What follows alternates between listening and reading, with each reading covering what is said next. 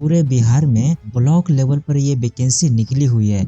सोचेंगे तो आप भी इसमें आवेदन दे सकते हैं। सैलरी अच्छी खासी है और यहाँ पर आप देख सकते हैं कि किस कोटि में कितनी वैकेंसी निकली हुई है। जैसे कि अनारक्षित में यू अनरिजर्व में 518 वैकेंसी है। टोटल कुल पद की संख्या 518 है और इसमें 35% आरक्षण के तौर पर यहाँ पर महिला को ऐड कर दिया गया है। जैसे 518 का 35% कितना होता है, 181 होता है। उसी तरह से आप देख सकते हैं अनुसूचित जाति, अनुसूचित जनजाति, अत्यंत पिछड़ा वर्ग कितनी वैकेंसी निकली हुई है आप टोटल देख सकते हैं।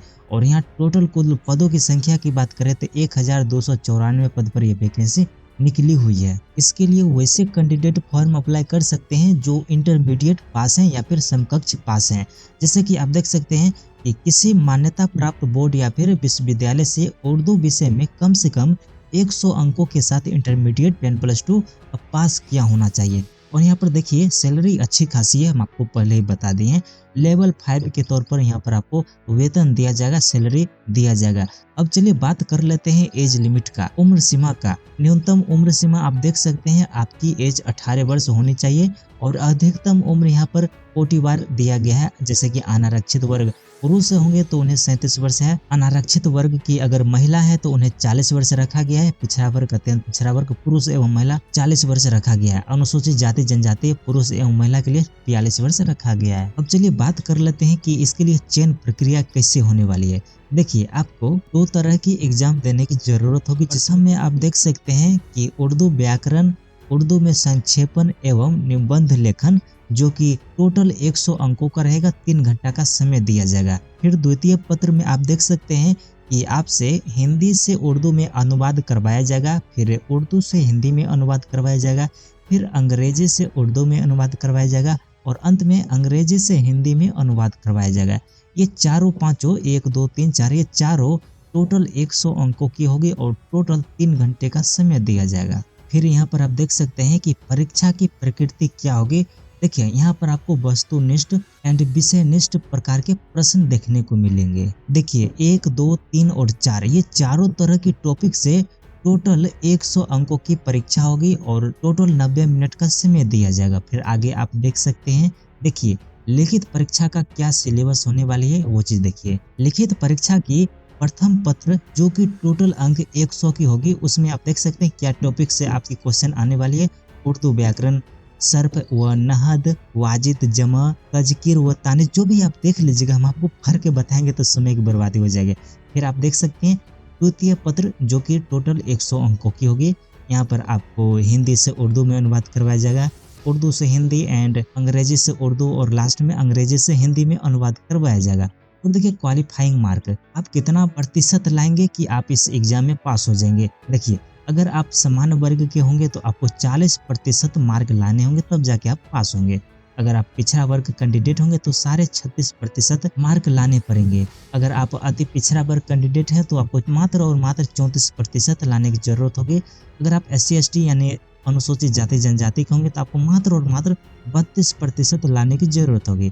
और महिला सभी वर्ग, चाहे वो अनरिजर्व हो, SC ST जो भी हो, सभी महिला के लिए 32% अंक निर्धारित कर दिया गया है। और दिव्यांग भी आप देख सकते हैं सभी वर्गों के लिए 32% रखा गया है। अब अगर इसके लिए परीक्षा शुल्क की बात करें तो आप देख सकते हैं अनरिजर्व, पिछड़ा वर्ग, अत्यंत पिछड़ा वर्ग के अभ्यर्थी को 750 रुपये देने पड़ेंगे और SC ST जो बिहार के स्थायी निवासी होंगे उन्हें मात्र और मात्र 200 रुपये देने पड़ेंगे।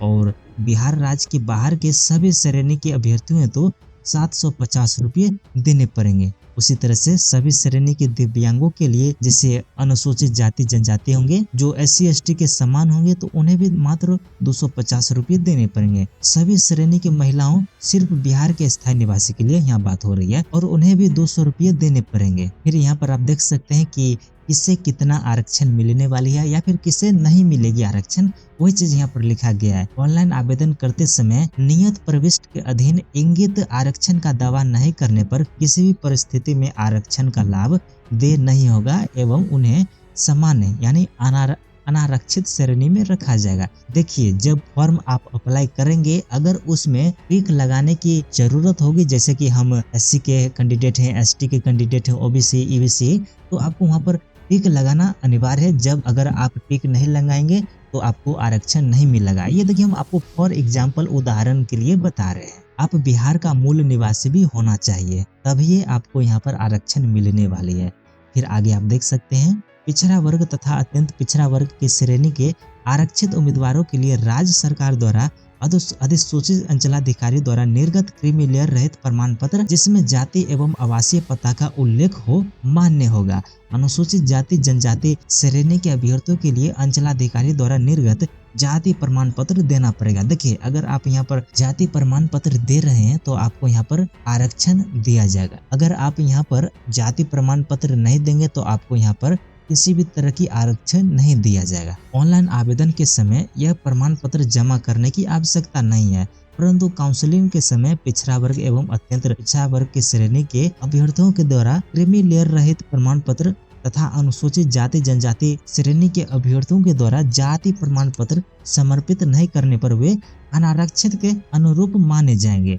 देखिए जब आप ऑनलाइन आवेदन करेंगे तो उस समय आप जाति प्रमाण पत्र नहीं भी देंगे तो काम चल सकता है, बट जब काउंसलिंग होगी तो उस समय आपको जाति प्रमाण पत्र देना पड़ेगा, वरना आप अनरिजर्व कैटेगरी में आ जाएंगे। फिर आगे देख सकते हैं कि अभ्यर्थी आवेदन पत्र भरते समय इस बात का ध्यान रखेंगे कि वे जिस आरक्षण श्रेणी के अंतर्गत आते हों उसी आरक्षण श्रेणी का दावा करेंगे। देखिए अगर आप SC/ST के कैंडिडेट हैं तो आपको सिर्फ और सिर्फ SC/ST के कॉलम को ही चेक बॉक्स करना है। ऐसे अभ्यर्थी जिन्हें पिछड़ा वर्ग अत्यंत पिछड़ा वर्ग कोटि के आरक्षण का लाभ लेना है उन्हें काउंसलिंग के समय विज्ञापन प्रकाशन की तिथि के 1 वर्ष के अंदर का निर्गत क्रीमी लेयर रहित प्रमाण पत्र प्रस्तुत करना अनिवार्य देना जरूरी है। पुराने प्रमाण पत्र की स्थिति में वही प्रपत्र XBIIIB में स्व घोषणा समर्पित करना होगा। फिर आगे आप देख सकते हैं कि आरक्षित कोटि के महिला अभ्यर्थी का जाति या फिर क्रीमी लेयर रहित प्रमाण पत्र उनके पिता के निर्गत से होना चाहिए। जाति एंड क्रीमी लेयर रहित प्रमाण पत्र, आप ये बात ध्यान में रखिएगा। फिर आगे आप देख सकते हैं कि ऑनलाइन आवेदन पत्र में दावा किए गए आरक्षण श्रेणी में किसी भी परिस्थिति में परिवर्तन नहीं किया जाएगा। आप एक बार जिस कैटेगरी के लिए फॉर्म अप्लाई कर देंगे फिर बाद में आपको चेंजेस करने का ऑप्शन नहीं दिया जाएगा, ये बात आप ध्यान में रखिएगा। तथा इस संबंध में किसी भी आवेदन पर विचार नहीं किया जाएगा। देखिए वही चीज है ना जो अभी हम आपको बोले हैं, गलत आरक्षण का दावा करने पर उन्हें अनारक्षित श्रेणी में रखा जाएगा। अगर आप SC/ST के कैंडिडेट हैं और अनरिजर्व यूआर में फॉर्म अप्लाई कर दिए हैं तो फिर आपको तो कैटेगरी चेंज करने का किसी भी तरह की ऑप्शन नहीं दिया जाएगा। फिर आगे आप देख सकते हैं कि परीक्षा के लिए आवेदन प्राप्त होने की अंतिम तिथि तक जो अभ्यर्थी जिस आरक्षण श्रेणी में होंगे वही मान्य होगा। यदि आरक्षण श्रेणी में परीक्षा प्रक्रिया की अवधि में कोई परिवर्तन होता है तो वह मान्य नहीं होगा। देखिए ये सब इनकी टर्म एंड कंडीशन है। समान प्रशासन विभाग के संकल्प विज्ञापांक 13/062 दिनांक 12/10/2017 के प्रावधान के आलोक में दिव्यांगों को 4% आरक्षण दे है। जो भी है देखिएगा, यदि किसी रिक्त के किसी उपर्युक्त निःशक्त व्यक्ति की अनुपलब्धता के कारण या किन्हीं अन्य पर्याप्त कारण से भरा नहीं जाएगा तो ऐसी रिक्ति नियमानुसार अगली नियुक्ति में अग्रणित कर दी जाएगी। तो ये इसकी ऑफिशियल नोटिस है जो अभी हम आपको पढ़ के बता रहे हैं। देखिए ये सब आप देख लीजिएगा, या फिर सोचेंगे तो हम ये PDF आपको प्रोवाइड करवा देंगे, तो आप वहां पर जाकर डाउनलोड कर लेंगे, फिर इसे अच्छे से भर लेंगे। ठीक है, अभी हम आपको जो नोटिस दिखाए हैं ये फिलहाल 2019 वाला है। इसकी नोटिस जैसे ही नया आती है हम आपको सूचित कर देंगे। इसके लिए आप चैनल सब्सक्राइब करके रखिएगा, तब ना हमारी जानकारी आप तक सबसे पहले पहुंचेगी। तो चैनल सब्सक्राइब आप ध्यान से कर लीजिएगा।